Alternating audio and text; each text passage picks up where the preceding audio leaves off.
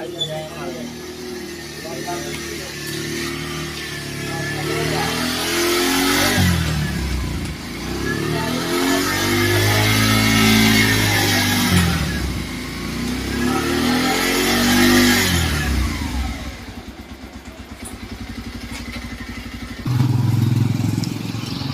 Guys आप देख रहे हैं बजाज के पल्सर 125, ये BS6 वाली वेरिएंट है।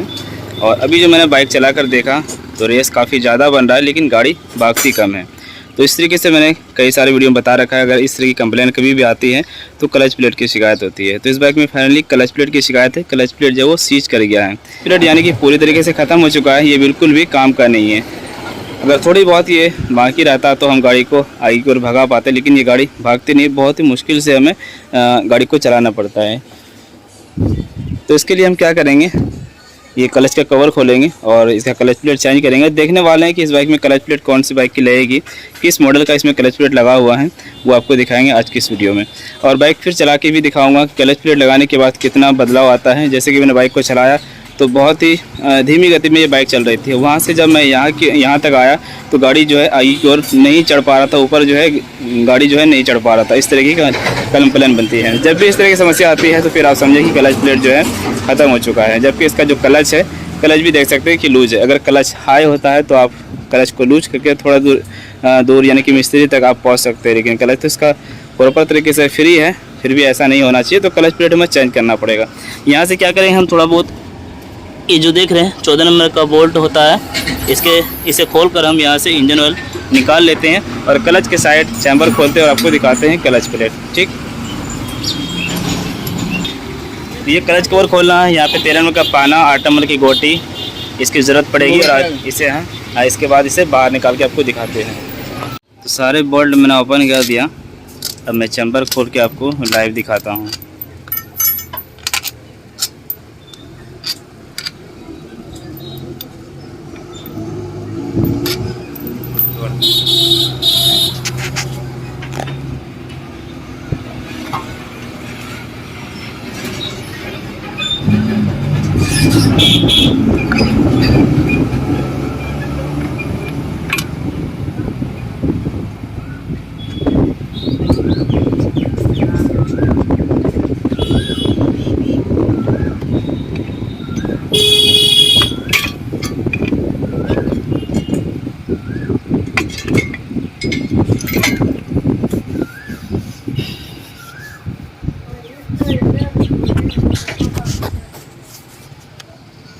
तो ये है क्लच प्लेट। और क्लच प्लेट बाहर निकालने के लिए हमें सबसे पहले इस बैलेंसर की प्लेट को खोलना होगा और बैलेंसर पर निकालना होगा, तभी हम क्लच प्लेट को निकाल सकते हैं। अब इसके लिए एक पेचकस, उसके साथ फिर आपको क्लच होल्डर चाहिए, बैलेंस पुलर चाहिए, वो सभी चीज़ें लेना पड़ेगा। और यहाँ पे 10 नंबर का बोल्ट लगा हुआ है, इसे खोलने की ज़रूरत नहीं है और इसे खोलना भी नहीं है आपको। ना आपको क्लच का जो हाउजिंग है ये बाहर निकालना। अगर हाउजिंग बाहर निकालते हैं तो फिर टाइमिंग जो है सीजर गियर का आउट हो जाएगा। सिर्फ आपको क्लच प्लेट बाहर निकालना है, इसे पकड़ कर, और हाउजिंग जो है बाहर नहीं निकलना चाहिए। बाहर निकालेंगे तो फिर सीजर गियर का टाइमिंग सेट करना पड़ेगा और हाउजिंग का भी। हाउजिंग का हालांकि टाइमिंग नहीं होता है, सिर्फ सीजर गियर और अंदर में जो एक फ्री पेनियन देखेंगे उसका टाइमिंग होता है। तो वो सब जानकारी जो है मैंने पहले दे रखा है। इसका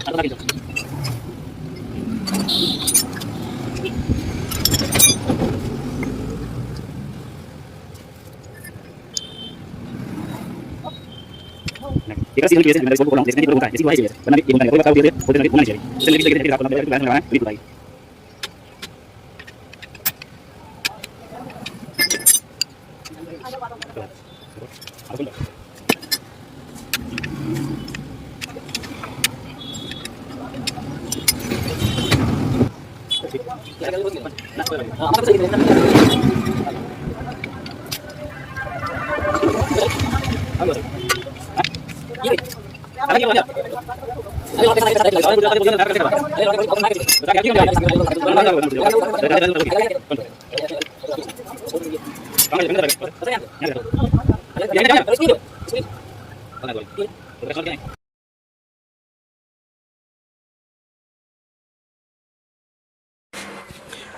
दोस्तों मैंने क्लच प्लेट बाहर निकाल दिया, और माफ़ करना कि मैंने आपको पुराना क्लच प्लेट इस जगह नहीं दिखा पाया, लेकिन मैं आगे वीडियो में दिखा दिया हूँ। और ये जो वॉइस देख रहे हैं हमारे, ये अलग से मैंने वॉइस डाला है इस वीडियो में। तो ये क्लच प्लेट जो हम डाल रहे हैं अभी फ़िलहाल, ये जेन्युइन बिल्कुल बजाज का जेन्युइन ओरिजिनल है। मैंने पल्सर 150 BS6 से मॉडल के लिया था, और 150 BS6 और 125 दोनों में आप इस क्लच प्लेट को लगा सकते हैं। इस क्लच प्लेट का मॉडल डिज़ाइन अगर आप ध्यान से देखेंगे तो ये बिल्कुल हीरो बाइक की तरह है। हीरो की स्प्लेंडर या फिर हीरो की जो ग्लैमर 125 देखते हैं, उस तरह की बाइक में ये क्लच प्लेट लग जाती है। हीरो की ग्लैमर सुपर स्प्लेंडर जो 5 प्लेट वाला आता है, अगर आप वो भी लगाना चाहें तो इस बाइक में लगा सकते हैं, और इसका प्राइस भी कम पड़ेगा। सेम बिल्कुल यही मॉडल है, इसी तरह का कलर भी है उसका। अगर हीरो की 100 cc बाइक का अगर लगाएंगे तो उसमें सिर्फ 4 प्लेट मिलेगा, लेकिन इसमें आपको 5 प्लेट लगाना होगा। 1 प्लेट फिर आपको फिर पुराना लगाना पड़ेगा। लेकिन मैं इसमें जो दे रहा हूँ बजाज का जेन्युइन क्लच प्लेट दे रहा हूँ, और जेन्युइन का जो प्राइस है 740-50 रुपये इसका करीब था। 800 के लमसम में आप समझे, हो सकता है कि रेट बढ़ गया, क्योंकि ये मेरा जो पार्ट्स था इस प्लेट पर क्लच प्लेट, ये मेरा करीब 6 महीने 1 साल पहले का ही था, तो मैं इसमें लगा रहा हूँ 800 के लमसम में। आप इससे में समझ सकते हैं कि ये इसका रेट हो सकता है, वीडियो के मुताबिक आप सोच समझ देख सकते हैं। तो मैं इसमें क्लच प्लेट लगा रहा हूँ। क्लच प्लेट लगाने से पहले क्या करना है आपको, उसका जो प्रेशर प्लेट है वो सीरीज पेपर से घिस लेना है, क्योंकि जब क्लच प्लेट सीज होता है तो प्रेशर प्लेट भी जो है उसमें कुछ उसका जो लेदर वाला पार्ट है वो प्रेशर प्लेट से थोड़ा चिपक जाता है। तो हम क्या कर रहे हैं, सीरीज पेपर रेकमाल के ज़रिए से हम प्रेशर प्लेट को थोड़ा साफ़ कर रहे हैं, चारों तरफ हम क्लीन कर रहे हैं, और उसके बाद फिर हम आपको दिखाते हैं कि क्लच प्लेट और प्रेशर प्लेट किस तरीके से हब क्लच के सेंटर हब में लगाना है। ठीक है, तो आपको क्या करना है कि सारे क्लच प्लेट इंजन ऑयल से आपको थोड़ा भिगो लेना है। जब इंजन ऑयल से भिगो लेंगे तो उसके बाद आपको क्लच का जो हब है उसमें आपको लगाना है। फिर आगे मैं बताऊंगा कि क्लच प्लेट आखिर ख़राब होता क्यों है, कैसे ख़राब होता है, हमें गाड़ी को किस तरीके से चलाना चाहिए, अगर गाड़ी का क्लच प्लेट हमें बचाना है तो किस कंडीशन में हमें गाड़ी को रखना चाहिए। ध्यान रहे कि इस बाइक का क्लच हाउसिंग बाहर नहीं निकालना है, और क्लच प्लेट जो है इस तरीके से नया इंजन ऑयल डाल के आपको भिगो लेना है। ये बिल्कुल ओरिजिनल जेन्युइन है। मैंने इसका MRP नहीं दिखाया, क्योंकि ये जो है वीडियो थोड़ा सभी लोग देखते हैं, इस वजह से फिर भी मैंने आपको बोल ही दिया कि इतना MRP का, इतना दाम का ये आता है, मैंने छुपाया नहीं आपसे। तो इस तरह से आपको इंजन ऑयल के ज़रिए से पूरा सारे प्लेट को भिगो लेना है, और फिर किस तरीके से लगाना है प्रेशर प्लेट को, ख़ास करके इस बाइक में वो आपको बताएंगे। बहुत बार क्या होता है, क्लच प्लेट बदलने के बाद क्या होता है, बाइक को स्टार्ट करते हैं तो क्लच दबा कर जब हम किक मारते हैं तो गाइस देख सकते हैं ये जो प्रेशर प्लेट है, यहाँ पे जो आपको लगाना है, इसका जो धार वाला पार्ट है, धार वाला पार्ट आपको ऊपर की तरफ रखना है, और चिकने वाला पार्ट आपको नीचे की तरफ रखना है। ठीक है, तो शुरू में मैंने एक प्लेट दिया, फिर प्रेशर प्लेट दिया, फिर मैंने प्लेट दिया, उसके बाद फिर से हम एक प्रेशर प्लेट डाल रहे हैं। नीचे आपको प्लेट ही डालना है, क्लच प्लेट, और ये इस तरीके से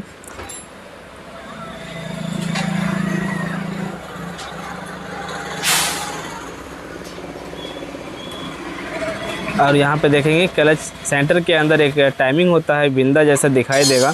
ये बिंदा जो है, ये तीर जो है आपको ये देख कर लगाना है, और ये पूरी तरीके से आपस में दोनों बैठ जाना चाहिए। अब इसे हमें लगाना है, 4 प्लेट को अंदर की ओर डालना है, और 1 प्लेट को बाहर की ओर हमें रखना है। क्लच प्लेट खोलते समय आपको ध्यान देना है दोस्तों कि इसका गुना जो होता है वो उल्टा होता है, और लगाते समय भी आपको ध्यान देना है।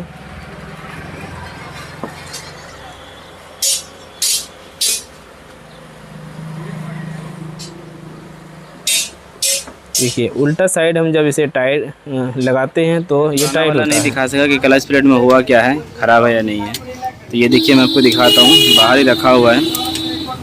तो इसमें क्या होता है, काफ़ी ज़्यादा इंजन जब गर्म हो जाता है, हीट कर जाता है और हम किसी ऊंची जगह पर रहते हैं या फिर किसी गड्ढे में रहते हैं और उस समय गाड़ी की जो पिकअप है वो सही तरीके से नहीं बन पाती। हम क्या करते हैं, ज़्यादा रेस देते हैं और गाड़ी को आगे की ओर भगाना चाहते हैं। तो उस समय जो है क्लच प्लेट जो है सीज कर जाता है गर्म होके। तो ये जो है देख सकते हैं ऊपर का जो लेदर है दोस्तों, ये लेदर ये जल के जो है मतलब ख़त्म हो गया है। तो भाई देख सकते हैं ऊपर का जो ये लेदर है ना, ये लेदर गर्म होके जल के मतलब ख़त्म हो गया है।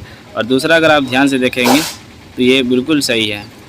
तो इनमें से सभी क्लच प्लेट जो है वो ख़राब नहीं होता है, कुछ ऐसे क्लच प्लेट है जो बिल्कुल ख़राब हो जाता है। जैसे कि ये वाला अगर देखेंगे तो अभी आपको लगेगा कि बिल्कुल ठीक है। देखिए बीच में एक क्लच प्लेट जो है ये सही है और बाकी सब जो है वो बेकार हो गया है, सब जो है जल गया है। तो लेदर जो है देख सकते हैं कि लेदर इसका जो है घिस चुका है। ये इसी वजह से क्लच लूज हो जाती है और गाड़ी आगे की ओर नहीं भाग पाती है। यहाँ का लेदर आप देख सकते हैं कि कुछ नहीं बचा हुआ। देखिए इसका आप देखें और इसका देखिए, दोनों में कितना अंतर है।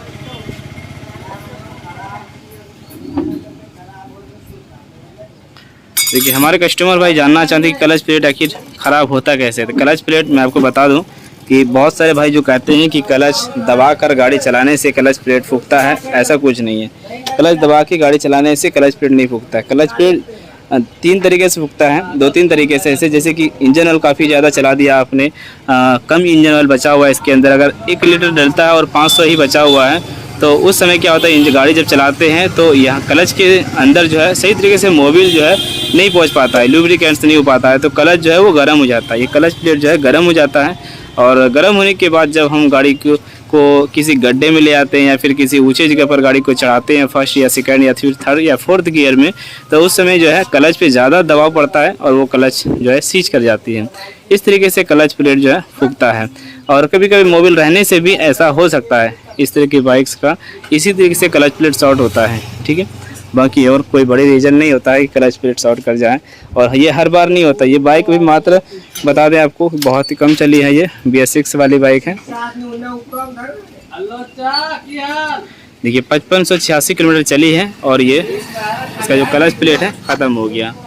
तो क्लच प्लेट का कोई लिमिट नहीं है इस तरह की बाइक्स में। अगर चलाना चाहें तो हम 70-80 हज़ार भी चला सकते हैं, अगर नहीं और ताक लगा तो ये मात्र 5-6 हज़ार या 1000 किलोमीटर में भी ये ख़राब हो सकता है। तो इसका कोई लिमिट नहीं। अब जो मैंने जेन्युइन जो क्लच प्लेट डाला है तो इसका भी कोई लिमिट नहीं है, इसका भी कोई गारंटी नहीं कि कितना दिन चलेगी। अगर चलाना चाहें, अगर चला तो काफ़ी दिनों तक चलेगी, वरना इसी तरीके से ये भी शॉर्ट हो सकता है। किसी भी चीज़ों का गारंटी भी नहीं आता है। ठीक है, हर महीने बस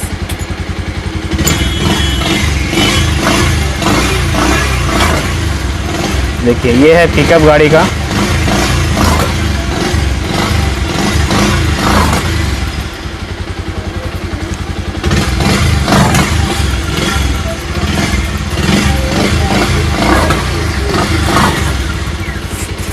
चलो मैं गाड़ी ट्राई लेकर देखता हूँ।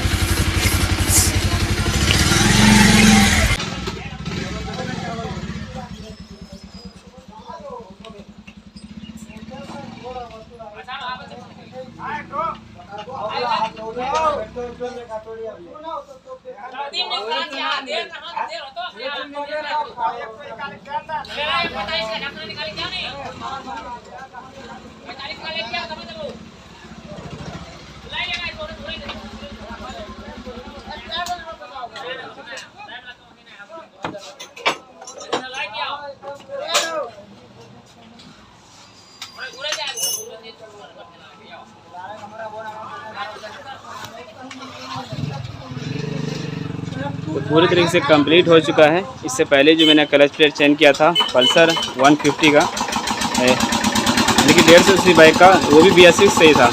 तो उस भाई का कहना हुआ कि पहले से भी काफ़ी ज़्यादा मुझे फ़ायदा मिला, यानी कि कंपनी से जो बाइक आई थी उससे भी ज़्यादा हमें फ़ायदा मिला क्लच प्लेट चेंज करने के बाद।